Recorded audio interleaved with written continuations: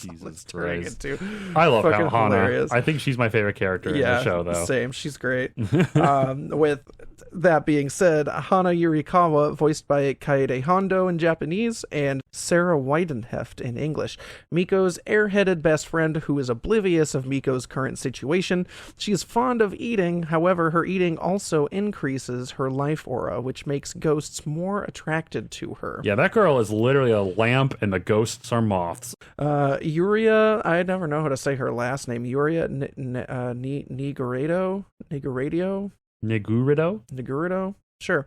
Voiced by Ayane Sakura in Japanese and Lindsay Shepard in English. Miko and Hana's schoolmate, who, like Miko, is also able to see ghosts. Barely, though. She can see them, but she's got like a different mission. Her whole thing is she just wants Miko to admit that she can see them too. Right. But the thing is with Yuria, she can see them faintly, but they do appear more like translucent than what Miko's able to see. She doesn't really see like just how scary they are. And she doesn't see the big ones either. Like, oh, yeah. Yeah, she's oblivious of the big ones, which is quite funny because she sees herself as like a competition for Miko, and she thinks she can, she's a world-class big rising star exorcist, but that ain't it.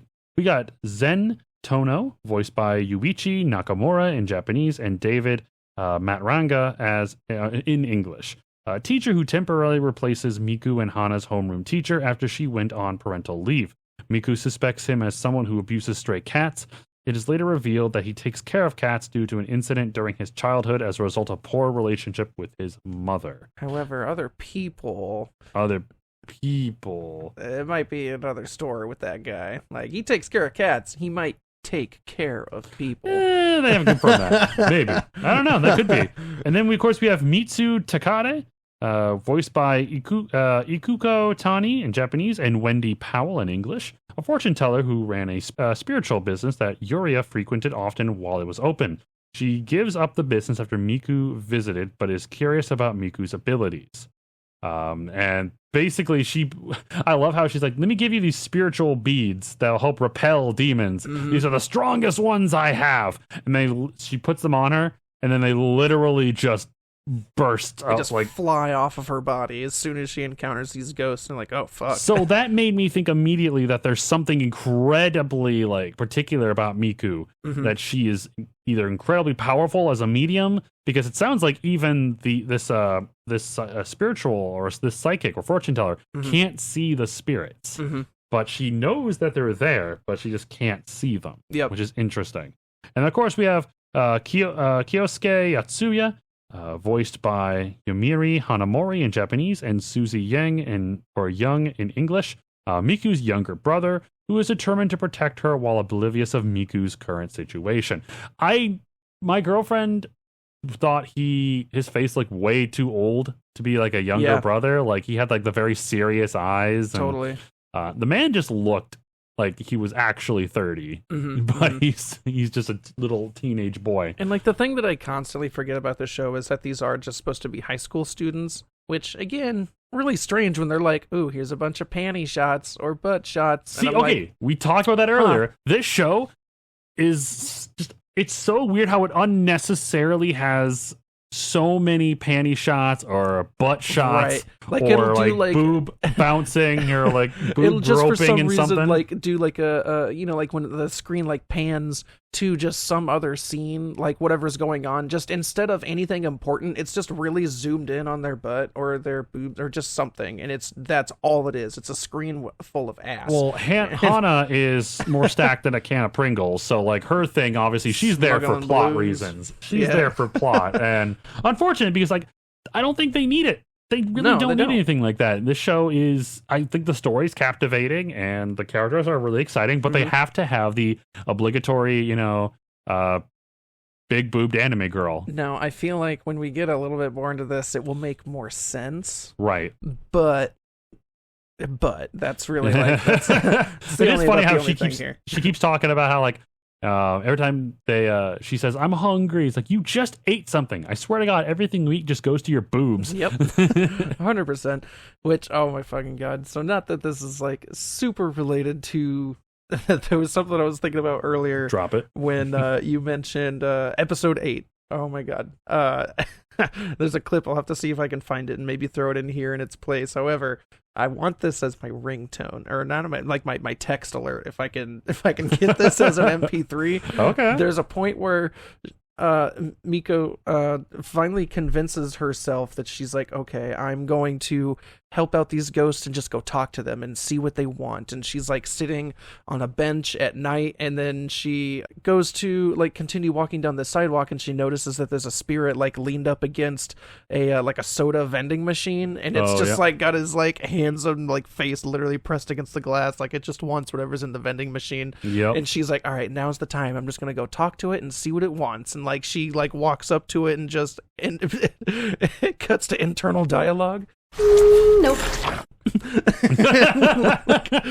thought that was the funniest shit. I laughed so fucking hard. Like, I love the timing and delivery of that whole thing was so fucking good. I mean, it was brilliant. These are creepy. Like, well, I don't want to talk to them. Yep. They just reminded me of the movie Nope. Just imagine like being able to see these things everywhere. Yeah. Like her school, her home, like in her bathtub. Like, it's not great. Imagine like waking up and like seeing something in the corner. Yeah, seeing like a real life paralysis demon. Yep. It's like sleep paralysis demon in the corner. Hell no, good sir. What's up, gamers? Birds and Swords here. I'm Micah. And I'm Alyssa. As part of the Barn Media Group, we bring you anything and everything from the world of video games. Are we experts? No.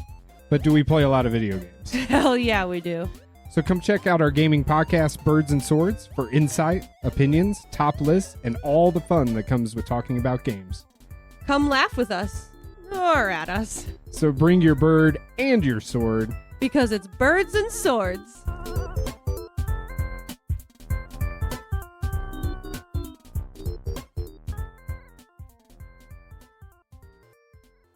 Thank you to BetterHelp for sponsoring this episode. BetterHelp is the world's largest therapy service, and it's 100% online. With BetterHelp, you can tap into a network of over 25,000 licensed and experienced therapists who can help you with a wide range of issues. To get started, you just answer a few questions about your needs and preferences in therapy. That way, BetterHelp can match you with the right therapist from their network. Then you could talk to your therapist however you feel comfortable, whether it's via text, chat, phone, or video call. You can message your therapist at any time and schedule live sessions when it's convenient for you. If your therapist isn't the right fit for any reason, you can switch to a new therapist at no additional charge.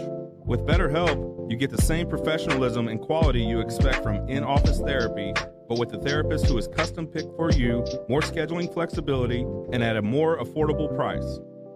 Get 10% off your first month at betterhelp.com/thebarn. That's BetterHelp, HELP.com/thebarn. Thank you, first and foremost, to BetterHelp.com for sponsoring this episode. Episode. Thank you for sponsoring this episode. It's been a long day for us it. here. Yeah, I'm tired. I'm tired as hell. All my energy got taken out yesterday. We played one tournament, and that's all I had. Dude, I walked around like just outside today. Yeah. I'm exhausted. Weird. What's that like? You actually go out and touch grass? It's hot. It's really hot. Weird. I was inside all weekend and played quite a bit of Baldur's Gate. See, that's what I would have done, but no, and, I had to go.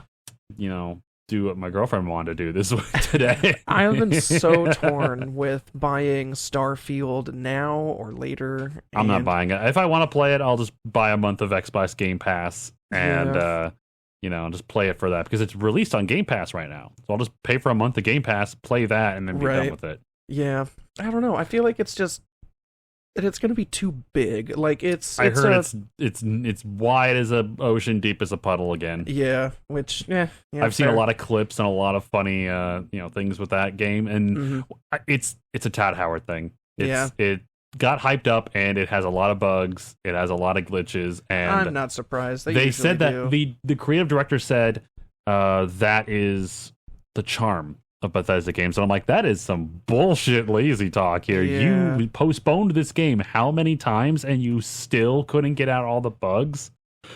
I don't know. I feel like most of their games, they do typically have that That's the at thing. least, This game has been postponed a lot. Yeah. And they still have apparently a lot of bugs. So. Right. Well, we don't necessarily know 100% why it's been postponed. I mean, bugs, I think, are bound to happen. Their engine is normally riddled with that kind of shit.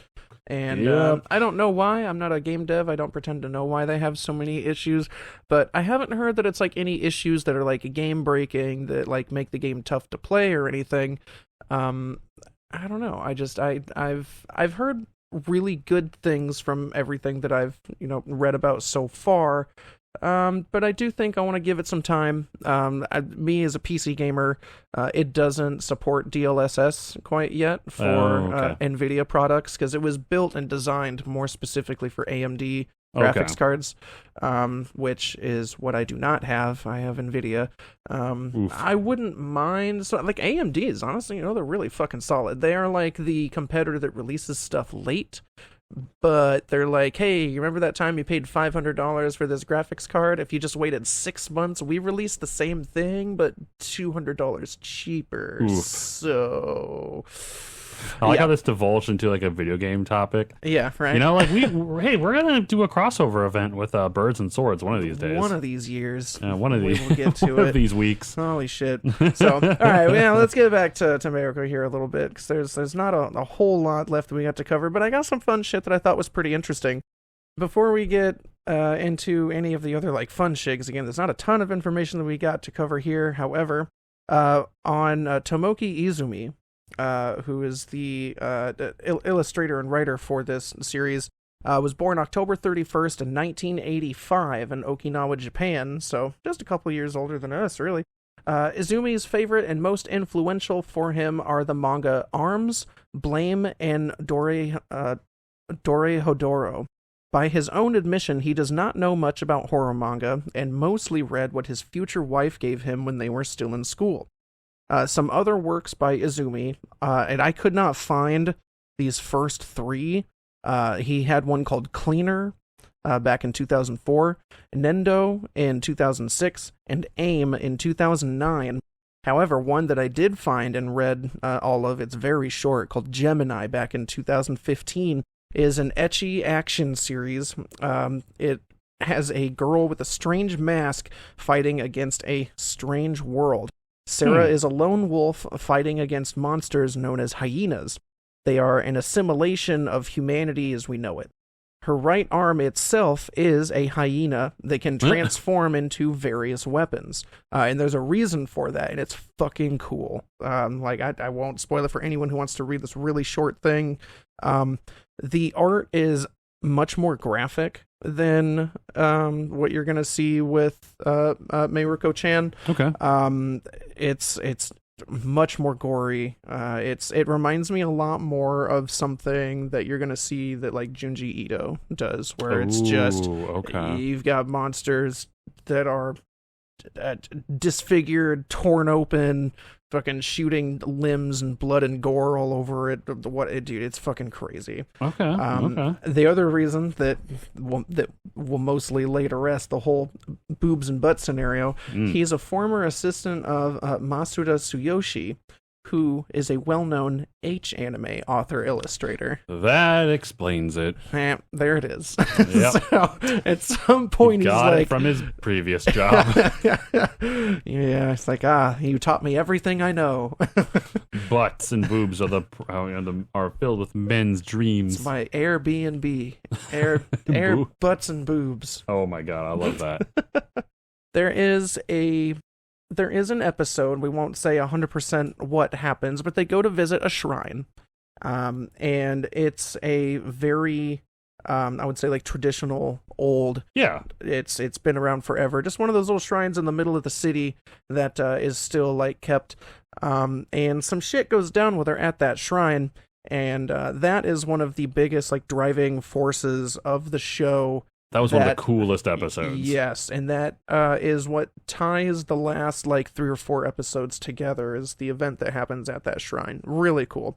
So, That being said,